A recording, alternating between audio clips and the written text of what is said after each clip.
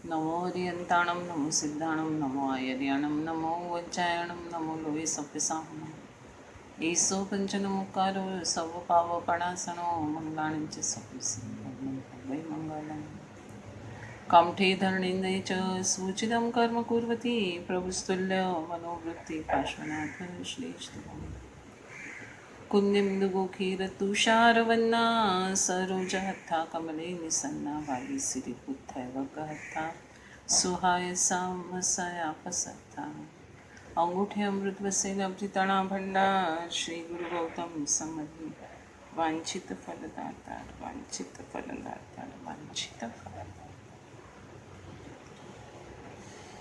મોપાધ્યાય યશો વિજય મહારાજ સાહેબ રચિત સમાધિ શતક ગ્રંથ અને તેના ઉપર ભક્તિ યોગાચાર્ય પરમ પૂજ્ય યશો વિજય મહારાજ સાહેબ તેમના વિવેચન ઉપરના સ્વાધ્યાયનો આજનો આપણો 31મો દિવસ છે અને આ 31મા દિવસમાં આજે આપણે 35મી ગાથા પણ પૂરી કરશું અને 36મી નવી ગાથા લઈશું.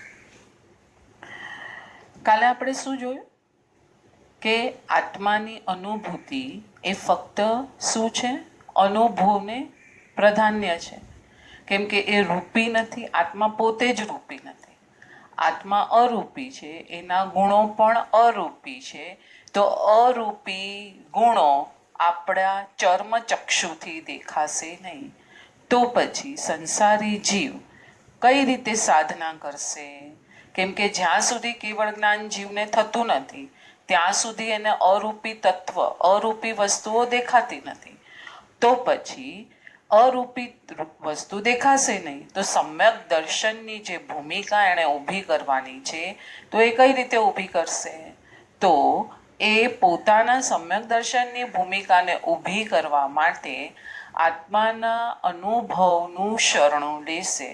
તેના માટે આપણે કાલે જોયું કે ગુરુ એને જે દેખાડે છે એ નયન, એમાં એ જુએ છે, કેમ કે ગુરુના નયનમાં પ્રભુની છબી છે અને પ્રભુ સાથે ગુરુ એનો સીધો મેળાપ કરાવી આપે છે. અને આ સીધો જે મેળાપ થાય છે એનાથી એ પોતે પોતાના તત્વ એટલે કે આત્મતત્વનો અનુભવન કરી લે છે. ત્યાં સુધી આપણે કાલે જોયું. અને અન્ય દર્શનના 3 ઋષિ મુનિઓ કશ્યપ, બાદરાયણ અને શાંડિલ્ય ઋષિ કઈ રીતે ભાવધારામાં જઈ અને અંદરની અનુભૂતિ કરે છે એને આપણે કાલે જોઈ. આગળ જઈએ. આજે આપણે પ્રભુની આજ્ઞા ઐશ્વર્યમાં ડૂબવાનો પણ એક રસ છે. પ્રભુના આજ્ઞાના ઐશ્વર્ય શબ્દ વાપર્યો અહીંયા. કયો શબ્દ વાપર્યો? પ્રભુની આજ્ઞાને ઐશ્વર્ય. આપણને પ્રભુની આજ્ઞા ઐશ્વર્ય લાગે કે બોજ લાગે? ભાર લાગે. પર્યુષણ પર્વ આવી રહ્યા છે અને આજ્ઞા છે કે 8 દિવસ સુધી તમારે લીલોતરીનો ત્યાગ કરવો ઉત્તમ છે, કેમ કે જીવો પ્રત્યે તમારામાં અતિ કરુણા છે, અતિ વાત્સલ્ય છે. જે 5 દિવસના 5 વ્યાખ્યાનમાં 5 ગુણો, 5 કર્તવ્ય વગેરે જે આપણે પ્રગટ કરવાના છે, તો તેના માટે અહિંસા એ પરમો ધર્મ, જૈનોની માતા જૈણા. તો એના માટે થઈને પ્રભુએ જે સામાચારી બાંધીને શ્રાવકને આપી હોય તો એ શ્રાવકે એ સામાચારીનું પાલન કરતી વખતે એને આનંદ આવવો જોઈએ કે ભાર આવવો જોઈએ? શું આવવું જોઈએ? આનંદ આવવો. તો કેમ નથી? કેમ આવતો? કેમ ભાર લાગે છે? પર્યુષણ પર્વ ભાર કેમ લાગે છે? શું બનાવશું, શું કરશું? આપણે આગળ બી એક સ્વાધ્યાયમાં લીધું હતું કે એના લિસ્ટો આવી જાય વોટ્સઅપ પર કે આ બનાવજો, આમ કરજો, આમ કરજો, આ મેનુ કાર્ડ છે તમારી પાસે, આ છે, તે છે, એ બધું આવી જાય છે. પણ અંદર રાગાદી ભાવ 8 દિવસમાં ઓછા કરવાનો પર્વ આવ્યો છે. તો બહાર પણ તમે જેટલી અહિંસાનું પાલન ઉત્તમ રીતે કરશો એટલા અંદરના તમારા રાગાદી ભાવોની પરિણતિને તમને ચેક કરવાનો મોકો મળે છે. માટે ઐશ્વર્ય કીધું. પ્રભુના આજ્ઞા ઐશ્વર્યમાં ડૂબવાનો પણ એક રસ હોય છે. ડૂબવું પરમાત્માની આજ્ઞામાં, ડૂબવું પોતાની ભીતર.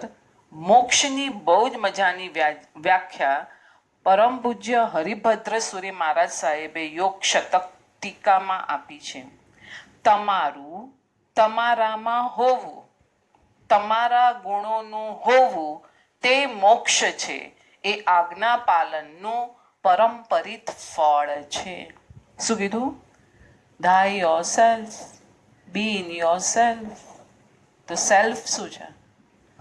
આત્મા છે કે અહંકાર છે? ચેક કરવું પડશે ને. Myself. હા, પેલા નાના બચ્ચાને પેલું write essay on myself. I have 2 hands, 2 legs, 2 eyes, my body is white color, black eye, black hair, I am this much tall. તો આ બધું આપણે જે લખીએ એ માય સેલ્ફ. તો આ તમે છો? તો તમને કોઈએ કીધું કે તમે તમારું માય સેલ્ફ લખો, તમારી પાસે એનું ડિસ્ક્રિપ્શન બોક્સ છે? તો પછી આપણે ધર્મની કે અમે ધર્મની વાતો કરીએ છીએ. ધર્મની વાતો કઈ લેવલની છે અને આપણે શું કરીએ છીએ ચેક કરવું પડશે.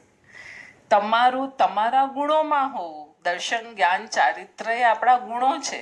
એનું તો સ્ટેપ બાય સ્ટેપ આપણને યાત્રા કરાવી. આટલા 30, આજે આપણો 31મો દિવસ આવ્યો આજે સ્વાધ્યાયનો. તો આ સ્ટેપ બાય સ્ટેપ જે આપણે અંદર એન્ટ્રી લીધી છે, એ એન્ટ્રી શેમાં લીધી છે? સ્ટેપ બાય સ્ટેપ અહંકારમાં, પોતાના ગુણોમાં શેમાં લીધી છે? ચેક કરવું પડશે ને આપણે. તો અહીંયા હરિભદ્ર સૂરી કહે છે તમારું તમારામાં હોવું, તમારા ગુણોમાં હોવું તે મોક્ષ છે અને એ આજ્ઞા પાલનનું ફળ છે. આગળ જઈએ. પહેલી વ્યાખ્યામાં કાલે જે આપણે વ્યાખ્યાઓ જોઈ, પ્રભુના ઐશ્વર્ય ઉપર દ્રષ્ટિ ઠરી. બહારથી પ્રભુનું વિભો, કાલે કેટલો ફાઇન શબ્દ આવ્યો હતો, ભુવન વિમોહન રૂપ. પ્રભુનું રૂપ પણ આપણને જોતા આવડી જાય ને, બાહ્ય રૂપ. આંતરિક રૂપ માટે તો ઘણી મોટી દ્રષ્ટિ જોઈશે. ખાલી બાહ્ય રૂપ પણ જો પ્રભુનું બરાબર જોતા આવડી ગયું તો આપણે કાલે ડિસ્કસ કર્યું ને કે બાહ્ય રૂપ પણ શા માટે મળ્યું? તો કે ઘાતી કર્મ ઘણા ઓછા હતા અને કર્મ બંધ થાય છે તો મોટો ડિપાર્ટમેન્ટ જાય છે, ઉત્તમ નામ કર્મના કર્મ બંધ બાંધવા તરફ જાય છે. તો અહીંયા પ્રભુનું જે બહારનું ઐશ્વર્ય છે એના પર પણ દ્રષ્ટિ ઠરી. પછી સ્વરૂપ એટલે સ્વના રૂપ ભણી દ્રષ્ટિ ભક્તની જાય છે. બીજી વ્યાખ્યામાં ઉચકાયેલ ભક્ત પ્રભુ ગુણોની અભ્યસ્તતાને કારણે સીધો જ સ્વગુણોની ધારા ભણી જાય છે. બસ આટલી જ યાત્રા છે આપણી. કઈ બહુ મોટી યાત્રા નથી કઈ આપણી. પ્રભુને નિરખો, પ્રભુના રૂપને ઓળખો, પ્રભુને આ રૂપ ક્યાંથી આટલું બધું પ્રાપ્ત થયું છે. કોઈ બહુ ફાઇન સાડી લાવ્યું હોય, કોઈ બહુ ફાઇન ડ્રેસ, જ્વેલરી, કંઈ સારું આમ એકદમ એક્સ્ટ્રાઓર્ડિનરી લાવ્યું હોય તો આપણે તપાસ કરીએ કે ના કરીએ? ક્યાંથી લાવ્યું, કેટલામાં પડ્યું, ક્યાં મળશે, કેમ જશું, કોને ઓર્ડર દેવાનું છે, કસ્ટમાઇઝ છે કે સિમ્પલ છે, આટલી બધી તપાસ કરીએ છીએ આપણે. પણ બહારથી પ્રભુનું રૂપ આટલું સુંદર છે, ઐશ્વર્યવાન છે, મનમોહક છે, પ્રશાંત ઉપશાંત છે, તો પછી આપણે એની તપાસમાં નથી જતા કે કેવી રીતના મળ્યું પ્રભુને આ બધું. એની તપાસમાં જશે જે સાધક, એને પણ પોતાનું સ્વરૂપ મળી જશે. અને જેમ જેમ એ પોતાના સ્વરૂપની પ્રણી યાત્રા કરતો જાય છે એમ એમ એને એક શું થઈ જાય છે? અભ્યાસ થઈ જાય છે. એની સ્ટડી એ જ છે કે બસ આને કાઢ આમાં જા, આને કાઢ આમાં જા, અને એમ એમ એમ એજ્યુકેટ થઈ જાય છે અને પોતાને બધું પ્રાપ્ત થઈ જાય છે. હવે આગળ જઈએ. પ્રારંભિક કક્ષાના ભક્તની પ્રભુના રૂપ આદિથી સંબંધ માનીએ તો એ સરસ છે. એ જો પ્રભુના રૂપથી જોયું ને પ્રભુને તો બી ચાલશે શરૂઆતના સ્ટેજમાં, કાંઈ વાંધો નથી એને. અને ઉચકાયેલ સાધક ભક્તિ, એની ભક્તિ સિદ્ધિ આત્માના ગુણ તરફ જતી હોય તો પણ એ સરસ છે. કેમ કે આને તમને પેલી વસ્તુ ગમી છે, તમે એની ખણખોદ કરવાનું ચાલુ કર્યું છે એટલે વસ્તુ તમે મેળવીને રહેવાનું છે. સામેવાળા માણસને ખબર પડી જશે ને આને આ લેવી છે એટલે એને ગમાડી છે, હવે એની ખણખોદ કરી છે એટલે છેલ્લે આને અચીવ કરીને રહેશે. પ્રભુનું રૂપ જોયું અને એકદમ એ ભાવ વિભોર થઈ ગયો અને એને એના સામે બધું તુચ્છ લાગવા માંડ્યું. ઓટોમેટિક એ દિશામાં જશે અને પોતાના સ્વગુણને પ્રાપ્ત કરી લેશે. પરમ ગુણોમાં વહેવાનું અને પરમ ગુણોમાં વહીને સ્વગુણોની ધારામાં વહેવાનું. કેવી છે આત્મગુણોની ધારા? કાલે આપણે જે શ્લોક લીધો હતો એની જ હવે વાત આવે છે. કેવી છે આત્મગુણોની ધારા? દેખાય છે? તો આપણે કાલે ડિસ્કસ કર્યું, ના દેખાતી તો નથી. કેમ કે ધર્માસ્તિકાય, અધર્માસ્તિકાય, આકાશાસ્તિકાય અને જીવાસ્તિકાય એ તો અરૂપી છે. આપણે એમ કહીએ આજના છોકરાઓને, હું જ્યારે જેવી રીતે નવતત્વ ભણાવું તો હું કહું આપણે આપણી જાતે ચાલતા નથી. ધર્માસ્તિકાય નામનું તત્વ છે એ આપણને ચલાવે છે. આપણે હમણાં બેઠા છીએ તો આકાશાસ્તિકાય નામનું તત્વ છે જેણે આપણને જગ્યા આપી છે અને સ્થિર રાખ્યા છે. એ લોકો કે ના મેં સમય તો નહીં માની, પણ આપણે શાસ્ત્રના શ્રદ્ધાથી પેલા કેવળ જ્ઞાન મનાવવાનું છે, પ્રભુ મનાવવાના છે, પ્રભુની શક્તિ મનાવવાની છે. ઓટોમેટિક પ્રભુની શક્તિથી શું શું મળ્યું છે એ બધામાં એને શ્રદ્ધા થઈ જશે. આપણે પ્રભુને ઓળખાવવામાં યંગસ્ટરોને ફેલ ગયા છીએ. આપણે આજ્ઞા પાલનો ઉપર બહુ ભાર દઈ દીધો અને જે એ લોકોને પાળવી છે, ગમે છે, આજે મેં જોયા છે એ લોકો સારી રીતે પાળે છે, ઉલ્લાસથી પાળે છે, એન્જોય કરે છે એને. પણ પહેલા તમે પ્રભુને ઓળખાવો, રૂટને ઓળખાવો. રૂટને ઓળખાવીને પછી ફળ બતાવો તો એ ચોક્કસ ફળનો પ્રેમી થશે. પણ આપણે ફળને બતાવી દીધું, થોડી વાર એને ભાવ્યું, ગમ્યું, નહીં ગમ્યું, રાખી દીધું, ઘણું બધું છે. આપણે પછી ક્યારેક આ વાત કરશું. એટલે ધર્મ અરૂપી દ્રવ્ય છે, આત્માના ગુણો પણ અરૂપી છે, પણ આવા આત્મા ગુણોમાં જેને ડૂબકી લગાવવાની હોય છે એને બીજે ક્યાંય મન લાગતું નથી. એ સ્વગુણનો અનુભવ કરતો કરતો તેમાં જાય છે અને તે ધારા એને પોતાના ગુણો પ્રાપ્ત કરાવે છે. 36મી ગાથા પર આપણે આવ્યા. નૈગમ નૈકી કલ્પના. હા, નહીં આવ્યા. હવે જો કેટલું સ્ટ્રોંગ કરતા જાય છે મહોપાધ્યાય એક એક સ્ટેપથી. જૈન દર્શન શું છે આપણને ખબર હોવી જોઈએ. જૈન દર્શનમાં શું છે? નય, નિક્ષેપા, પછી પ્રમાણ, અભિગમ, અધિગમ. કેટલા એંગલથી સમજવાનું છે જૈન દર્શનને? અનેકાંતવાદ, સ્યાદવાદ, પછી કથાનું યોગ, દ્રવ્યાનું યોગ, ગણિતાનું યોગ, કરણ ચરણાનું યોગ. કેટલા એંગલ આવશે જૈન દર્શનને સમજવા માટે? સ્ટાર્ટિંગમાં આપણને કરણ ચરણાનું યોગ, શું કર, શું કર, આ કર, આ છોડ, આ કર, આ છોડ, આ કર, આ છોડ, એમ કરીને એન્ટ્રી મરાવી. પછી દ્રવ્યાનું યોગથી આત્માના દ્રવ્ય, આત્મદ્રવ્ય શું છે એના પરનું તું ચિંતન ચાલુ કર. હવે દ્રવ્યાનું યોગમાં હંમેશા નય અને નિક્ષેપાની જ વાત આવશે. એટલે દ્રવ્યાનું યોગ બધાને એકદમ કેવો લાગે? શુષ્ક લાગે, કાંઈ છે જ નહીં એમાં. કેમ કે દ્રવ્યાનું યોગ ભણવો એ પોતાના ઉપાદાન પ્રમાણે પોતાની તૈયારી હોવી જોઈએ. દ્રવ્યાનું યોગ ભણવા માટે કથાનું યોગ તો રસાળ હોય છે, એ તો શું શ્રવણથી કામ પતી જાય છે. એમાં તમે ઉપાદાન તમારું તૈયાર હોય, બરાબર રેડી હોય તો તમે દ્રવ્યાનું યોગ બરાબર સમજી શકો, ભણી શકો. બરાબર છે એમ? એટલે નૈગમ નૈકી કલ્પના, 7 પ્રકારના નય છે. નય એટલે શું? નયની વ્યાખ્યા શું કરશું? પહેલા આપણે એને સમજીએ. નય અને નિક્ષેપા. નિક્ષેપા આપણે હમણાં 2-3 સ્વાધ્યાય પહેલા આપણે જોયું. નામ, સ્થાપના, દ્રવ્ય અને ભાવ એ નિક્ષેપા છે. એ બી એક એંગલ છે. તો નય પણ એક એંગલ છે. કોને સમજાવવાનો એંગલ છે? શ્રુત જ્ઞાનને. જ્યારે શ્રુત જ્ઞાન હોય છે, કોઈ વસ્તુને કાંઈ મારે સમજાવવી છે. મારા બધા અલગ અલગ સ્ટુડન્ટ્સ છે. 10 વર્ષનો બી છે ને 70 વર્ષના બી છે. તો 10 વર્ષનાની બુદ્ધિ એના પ્રમાણેની છે, 70 વર્ષનાની બુદ્ધિ એના પ્રમાણેની છે, પરિપક્વ છે, પ્રૌઢ છે. હવે 10 વર્ષનો જે મારો છે સ્ટુડન્ટ, એને એ કે મેં શું તો છે ને સામાયિક લઉં પછી હું મારું હોમવર્ક કરું? એનો હંમેશા ક્વેશ્ચન હોય, હું સામાયિક કરીશ. મિસ તમે મને કહી દઉં ને સામાયિક મને બહુ મજા આવે છે, પણ હું એમાં સ્કૂલનું હોમવર્ક કરું? તો મેં શું કીધું? ના બેટા, ના થાય. તારે ગાથા કરવાની છે, તારે મારું હોમવર્ક, તારે બધા અર્થ મિનિંગ કરે છે એ લખ. અચ્છા એ થાય? મેં કીધું હા એ તો થાય. તો હું એને છૂટ આપીશ એ કરવાની. પણ જે 70 વર્ષનું મારું સ્ટુડન્ટ છે એને હું શું આપીશ હોમવર્ક? એને કહીશ હા તું તમે ગાથા કરજો, મેં હોમવર્ક આપ્યું છે, કેમ કે હોમવર્ક તો બધાને લગભગ હું આપતી જ હોઉં છું, તો તમે હોમવર્ક લખજો, આ કરજો, તે કરજો, એમ કહીશું સીધું એમને? તો શું કહીશ એમને? તમે સામાયિક એટલે સમતાનો લાભ, આ ઉત્તમ અનુષ્ઠાન જે પ્રભુની આજ્ઞા આપણે હમણાં જ જોયું, એવી આજ્ઞા આપણને આપી છે, તો સામાયિક આના માટે નથી. સામાયિક કંઈક તમારે અચીવ કરવા માટે તમારું 48 મિનિટ્સ છે, સ્વગુણ રમણતા માટેનું છે. તો એમને કહીશ કે ના, તમને આ નથી કરવાનું. પછી શું કહેશે એ લોકો? ભાવનાબેન 10 મિનિટ રેવાય, 15 મિનિટ રેવાય. પછી હું છૂટ આપું ને કે હા ઠીક છે, 10 મિનિટ તો 10 મિનિટ પહેલાં તમારે ઇન્ટ્રોસ્પેક્શનમાં જવાનું છે, અંદર જવાનું છે, પછી કાંઈ વાંધો નહીં. પછી હોમવર્ક એટલે ગાથા વગેરે જે તમારે કરવાની એ કરો, પણ પાછો એમાં બ્રેક લઈને અંદર જાઓ, બ્રેક લઈને અંદર જાઓ. એમ કે આ જ ભૂમિકા પ્રભુએ પણ 12.5 વર્ષ કરી છે. જો આપણે એની પ્રેક્ટિસ અહીંયાથી આપશું તો આગળ જવાશે આ રીતે. એટલે નૈગમ નહીં શું છે? 7 પ્રકારના નયમાં નૈગમ નહીં એકદમ બેઝિક કક્ષાનું છે, સ્ટાર્ટિંગ કક્ષાનું છે.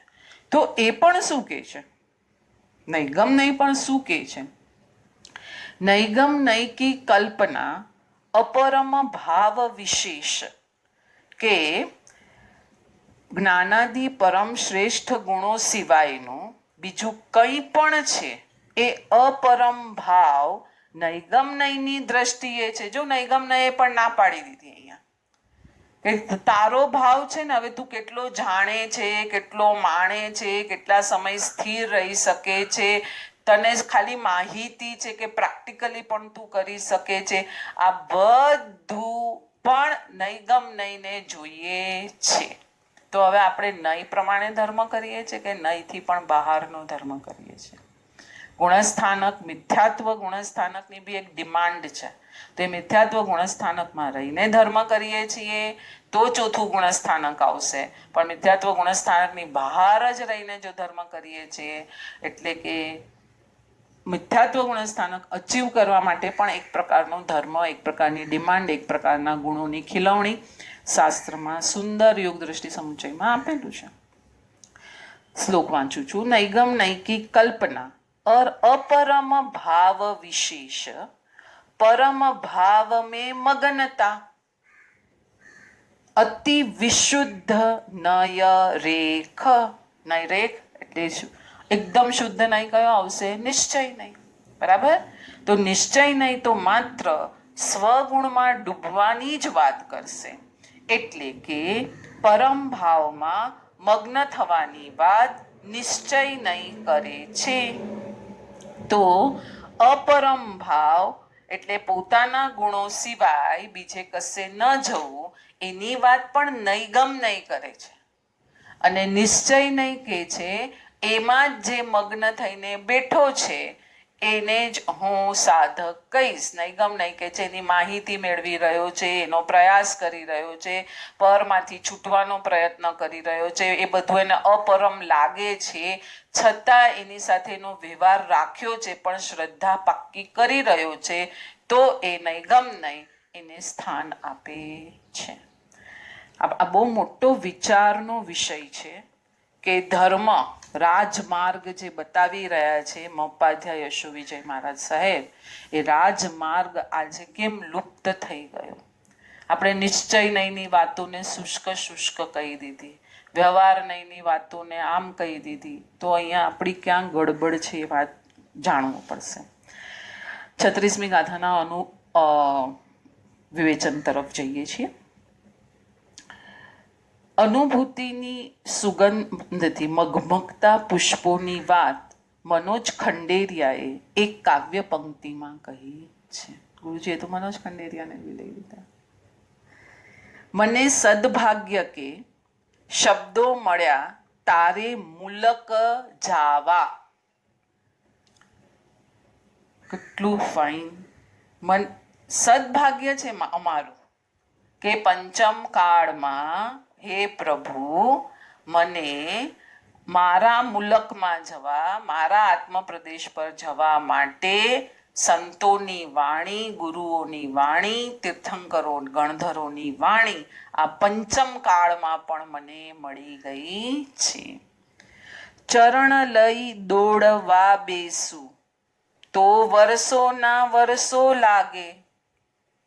જો મારા ચરણે ચાલવાની કોશિશ કરીશ તો શું લાગશે? વર્ષોના વર્ષ. મને અહીંયા એક નાનું ગુરુજીની જ કથા યાદ આવે છે. એક માખી છે એને અહીંયાથી બેંગ્લોર જવું છે. યાદ આવી? માખીને તો ફાસ્ટ ઉડતા આવડે છે, છતાં અહીંયાથી બેંગ્લોર જવું છે ને તો ઉડતા ઉડતા ઉડતા ઉડતા 5-10 દિવસ તો લાગશે ને, વચ્ચે વિરામ લેશે, દિવસ પડશે, રાત પડશે, આ થશે તે થશે. પણ પ્લેનમાં ઘૂસી ગઈ તો ખ્યાલ આવ્યો? બસ એ જ વસ્તુ અહીંયા સમજાવે છે. એટલે અહમને કેમ કાઢવાનું કે છે, ગુરુચરણ પ્રભુચરણને કેમ પકડવાનું, કેમ કે એ સ્પીડ હાઈવે છે, સટાસટ આપણને પૂછાડી દેશે. સંત દરિયાએ એક સરસ રૂપક આપ્યું છે. પહેલાના યુગમાં નગરનો દરવાજો તોડવા માટે આ યુક્તિ વપરાતી હતી. હાથી પોતાના દંતસૂળને દરવાજામાં ભેરવી પોતાનું બળ લગાવી અને દરવાજો હચમચાવી તોડી નાખતો હતો. હાથીના દાંત દરવાજાને અડે એટલે દરવાજો તૂટી જાય, એટલે કે કકડ ભૂસ થઈ જાય. હવે એવી રીતના ધારો કે અહીંયા એક્ઝામ્પલ આપ્યું છે, ધારો કે હાથી દાંત તો હાથી દાંત જ છે. હવે જીવતા હાથીના ન હોય અને મરેલા હાથીના હોય, અને એ મહાવત છે એ મરેલા હાથીના કોઈના દાંત લઈ અને એ દરવાજાને અડાડશે તો પછી દરવાજો તૂટી જશે? કેમ? હાથી દાંતે દરવાજો તોડે ને. તમે સેન્ટેન્સ શું ફ્રેમ કર્યું? હાથી દાંત વડે દરવાજો તૂટ્યો. ખ્યાલ આવ્યો શું કહેવા માંગે છે અહીંયા? એટલે તો કે ના, નહીં તૂટે, કારણ કે દાંતની પાછળ જે હાથીની શક્તિ હતી એ અત્યારે હાજર નથી. શબ્દની પાછળ સદગુરુની શક્તિ છે.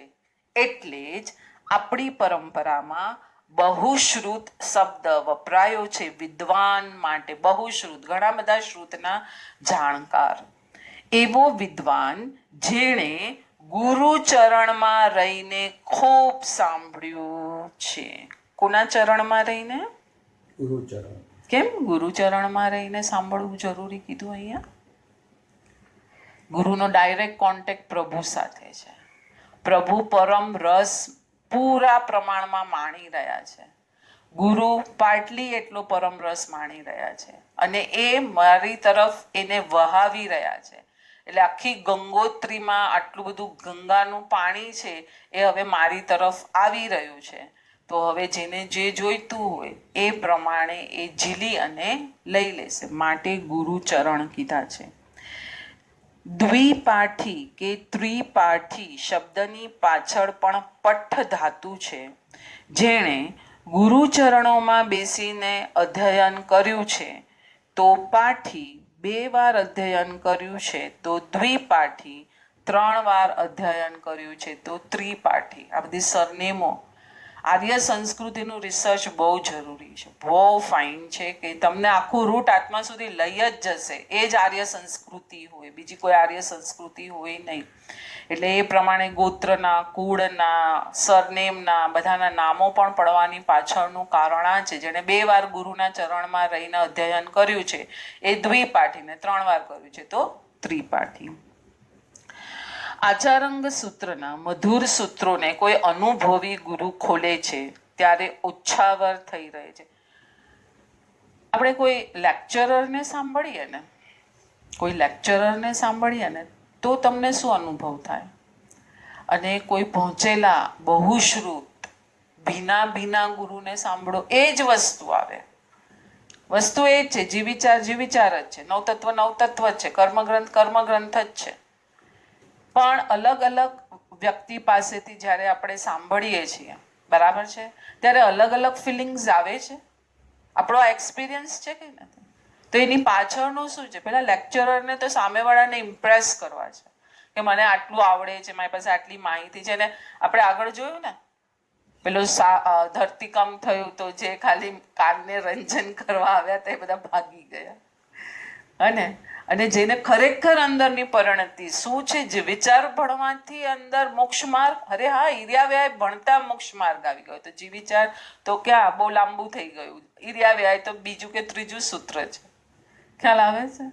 એટલે શું કોની પાસે ભણીએ છીએ એના પર બી બહુ મોટો આધાર છે.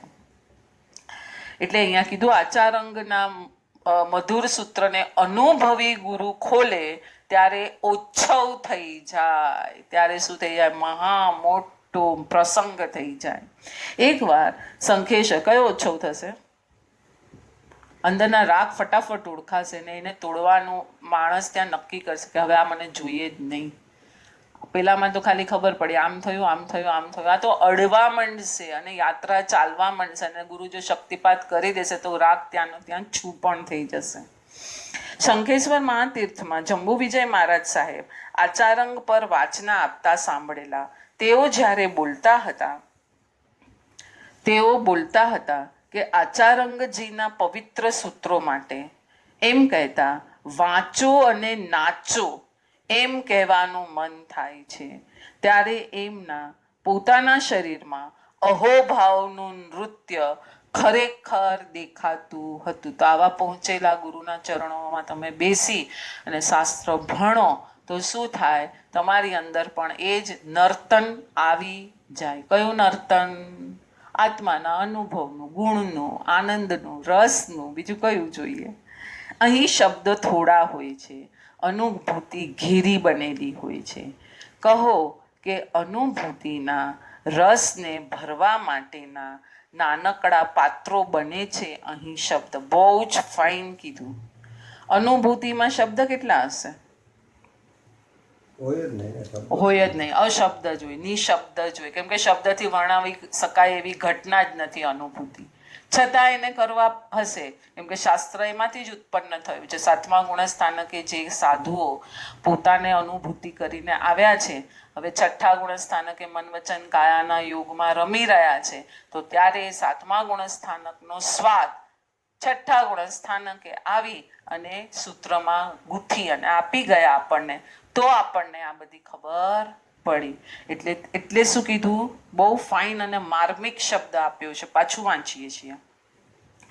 અહીં શબ્દ થોડા હોય છે, એમ ને ગાથા જ હોય, નાના નાના સૂત્ર જ હોય. પછી એના પર વિવેચનકારોએ ટીકા લખી સંસ્કૃતમાં, અને પછી એના પર પાછું ગુજરાતીમાં વિવેચન થયું. ત્યારે આ સૂત્ર શું કહેવા માંગે છે? આપણે જ હમણાં જ આ સૂત્ર જોયું. શું જોયું? કે નૈગમ નૈકી કલ્પના અપરમ ભાવ વિશેષ, કે નૈગમ નહીં પણ કે છે કે તું પરમ ભાવ નહીં, અહીંયા અપરમથી ઓળખાવ્યું ને અહીંયા પરમ સુધી લઈ ગયા. તો અપરમ લખવા પાછળનું કારણ છે, પરમ લખવા પાછળનું કારણ છે, નૈગમ નહીંને શું કહેવું છે, નિશ્ચય નહીંને શું કહેવું છે.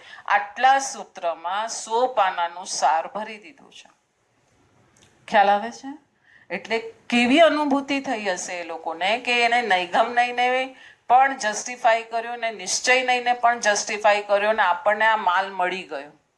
આપણને માલ મળી ગયો એવું લાગે છે? શું લાગે છે? મતલબ કઈ ખબર જ નથી. ના ના, આ માલ મળી ગયો. આ સ્વાધ્યાય કર્યો આપણે, આ વખતે નક્કી કર્યું કે આપણે આ સ્વાધ્યાય લઈએ, તો એમાં લાગે છે કે કંઈક મળ્યું આપણને અંદર. બસ એ જ હું કહું છું કે આમાંથી કંઈ માલ મળી રહ્યો છે એવું લાગે છે તમને? બસ આ જ માલ છે. આગળ જઈએ છીએ. એટલે શબ્દ કેટલા હશે? એના પાત્ર. શું ફાઇન શબ્દ! રસ, જે રસ અંદરથી ઝરી રહ્યો છે ને અનુભવનો, એના પાત્ર નાના જ હોય, નાના નાના વાક્યમાં જ હોય. આનંદગંજીના પદો કેટલા નાના નાના છે, પણ એનું વિવેચન આજે આપણે ખોલીએ તોય ખોલી નથી શકાતું, સમજી નથી શકાતું. એને ડેપ્થ સુધી જવું છે તો આજે ભણી નથી શકાતું. એટલું અંદર આટલા નાના 10 લાઈનના પદમાં માલ ભરેલો છે કે નહીં? તો કઈ અનુભૂતિ હશે, શેમાં રહેતા હશે, શેમાં વિચરતા હશે એ લોકો. આગળ જઈએ. એક હકીકત તરફ ધ્યાન ખેંચાવવું જોઈએ કે પરમાં ક્યારેય આપણે ડૂબી ન શકીએ. ડૂબાવવા જેટલું ઊંડાણ જ એની પાસે ક્યાં છે? સુપર. બોલો, પરમાં તો ડૂબવું છે મારે. ચલો આપણે એક નક્કી કરીએ કે આજે મારે પરમાં ડૂબવું છે. ચલો, સ્વમાં નથી ડૂબાતું તો પરમાં હું ડૂબું. ચલો, પણ એની પાસે ઊંડાણ તો જોઈએ ને, એની પાસે માલ તો જોઈએ ને મને ડૂબાડવા માટે. તો અહીંયા એ કહી દઉં કે એની પાસે ઊંડાઈ જ ક્યાં છે. તો એ શું હતું? આપણે આ રીતે આ વાતને સરખાવીએ. ભૂખ ખૂબ લાગી છે, ગરમ સ્વાસ્થ્યવર્ધક ભોજન મળે તેમ નથી, ત્યારે જે કંઈ મળે આચર કુચર એનાથી પેટ ભરવું પડે, પરંતુ ત્યાં પરિતૃપ્તિ નથી થતી. અલબત્ત આનો ખ્યાલ પણ જેણે સરસ ભોજન વારંવાર આસ્વાદ્યું છે એને જ ખબર પડશે. અને આપણે ક્યાંય બહારગામ ગયા હોય અને આપણે ટ્રેન લેટ થઈ ગઈ કે નહીં પહોંચી શક્યા કે કંઈ બી ઘટના ઘટી, તો હવે આપણે જે ડ્રાય નાસ્તો લીધો હોય એનાથી પેટ કેટલો બધો ખાધો તો એ સંતોષ નથી, પણ આપણે જે 2 રોટલી ને શાક ને દાળ ભાત ખાઈએ તો આટલામાં સંતોષ. અને વેઇટ કરશું તો પેલું તો વજનમાં બી વધારે ખાધું છે, આનું વજન કરશું તો 100-200 ગ્રામ જેટલું જ થશે દાળ ભાત શાક રોટલી, તો બી કેમ સંતોષ થઈ જાય છે. એ જ સમજાવે છે. પરમનો આછોસો સ્વાદ પણ મળેલ હશે તો તરત સમજાઈ જશે કે પરથી કાંઈ મળતું નથી. એટલે દાળ ભાત શાક રોટલી ગરમ ગરમ જેણે ખાધા છે અને એનાથી જેને તૃપ્તિ થઈ છે એને ખબર છે કે 1 કિલો વેફર ખાવાથી પણ મને તૃપ્તિ મળવાની નથી, કેમ કે એમાં એવો ઊંડાઈ છે જ નહીં. આ તો જસ્ટ એક એક્ઝામ્પલ છે. તો એવી રીતના પરમનો આછેરો રસ જે જીવોએ સાધના કરતા માણ્યો છે એ હવે પરમાં કઈ રીતે જઈ શકે, પરથી કઈ રીતે અંજાઈ ન શકે. પરને આપણે ત્રિઆયામી ચિત્ર જેવું કહી શકીએ. 3 ડાયમેન્શન હોય ને, 3 ડાયમેન્શન પિક્ચર. ઘડાનું એવું ચિત્ર હોય તો જોનારને ઘડો જ લાગશે. આપણે જોઈએ છે ને ઘણા 3, આપણને એમ જ લાગે ઓ લાઈવ ઘડો છે, પણ દોર્યો છે, ડ્રોઈંગ છે, ઇટ્સ નોટ અ રિયલ. પણ હાથમાં લેતા ખ્યાલ આવશે કે એ વાસ્તવિક નથી, એની ઊંડાઈ પણ આભાસી છે, ખાલી દેખાવ પૂરતી. તો પરમાં ડૂબી ન શકાય. એટલે જ પરભાવ મગ્નતા જેવો શબ્દ પ્રયોગ વપરાતો નથી. એટલે પરભાવ માટે મગનતા એમાં ને એમાં ટકી પોતે જ નથી શકતો, તો કેમ કે તરત જ એનાથી ઉપકાઈ જાય છે ને નવો પરભાવ એને જોઈએ છે. એક જ વિકલ્પને તમે કરી લો, 10 મિનિટ સુધી એક જ વિકલ્પ મારો, એ પણ પોસિબલ નથી. બીજી જ સેકન્ડે બીજો વિકલ્પ આવે, કેમ કે એની પાસે પોતાની પાસે ઊંડાઈ જ નથી. અને વિકલ્પ મનોવર્ગણાના પૂતગલો, વચન વર્ગણાના પૂતગલો, પૂતગલ દ્રવ્ય છે. તો એ તને કઈ રીતે અનુભૂતિ આપશે? એ આખો વિષય અલગ અને ઊંડો છે. પણ ખાલી એક સેન્ટેન્સ બોલીને જેને ઇન્ટરેસ્ટ હોય વિચાર કરજો એના ઉપર પણ, કે જે બધું મનોવર્ગણા વચન વર્ગણા આ બધું પણ પૂતગલ છે. તો વિચાર પણ પૂતગલ છે, વિકલ્પ પણ પૂતગલ છે, શુભ ભાવ પૂતગલ છે, અશુભ ભાવ પૂતગલ છે, આશ્રવ છે, પૂતગલ છે. એને જાણનારું જ્ઞાન એ હું છું. તો જ્ઞાનમાં શાંતિથી તમે 5 મિનિટ બેસી શકો છો, પૂતગલમાં 5 મિનિટ એક જ સરખો ભાવ પણ આપણે કરી શકતા નથી.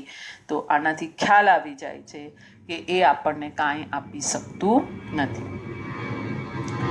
આગળ જઈએ.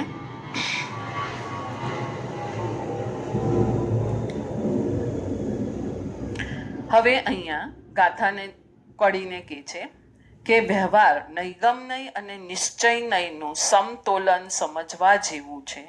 નિશ્ચય દ્રષ્ટિ માત્ર સ્વમાં ડૂબવાની વાત કરશે, જેમ કે ચારિત્ર એટલે નિજ ગુણ સ્થિરતા આ નિશ્ચયનયની વ્યાખ્યા છે. જ્યાં પોતાની અંદર પોતે ડૂબી અને સ્થિર રહેવું, આ કયો નહીં કહે છે? નિશ્ચય.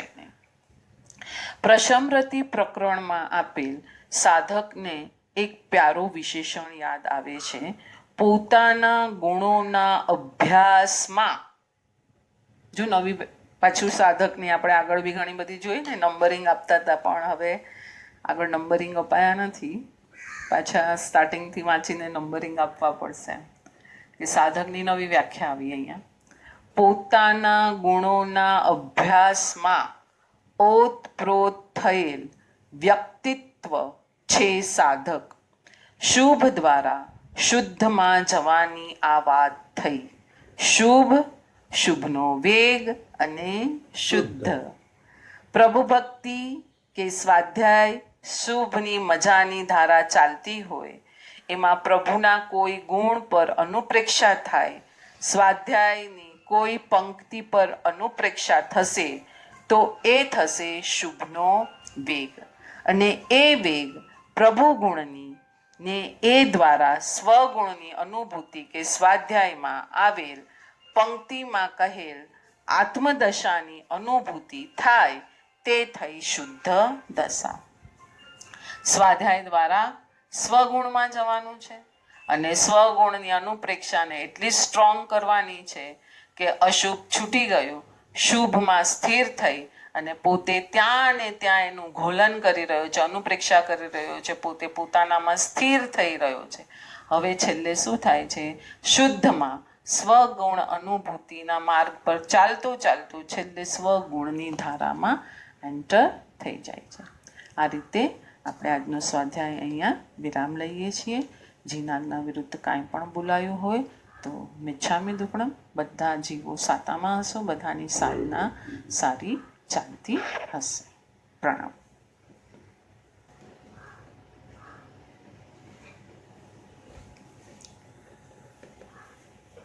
જય ગુરુ.